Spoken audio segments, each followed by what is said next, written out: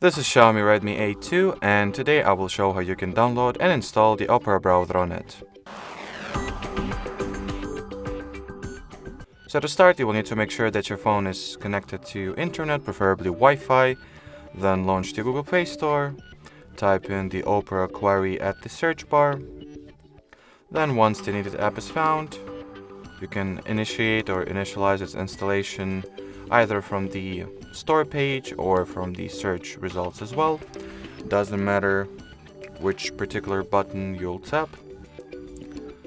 Then just give it a minute or so to be downloaded and installed.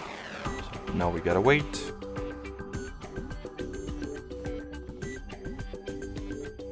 So once the Opera is finally installed, you can just go ahead and launch the app.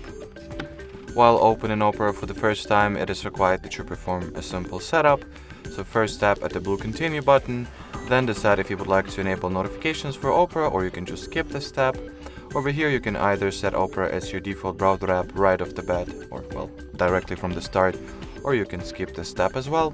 And at this final page, or step, whatever, you can either customize the data collection preferences, or simply allow everything that the Opera is asking for and start using it. So that will be it for this video. Thanks for watching and bye bye.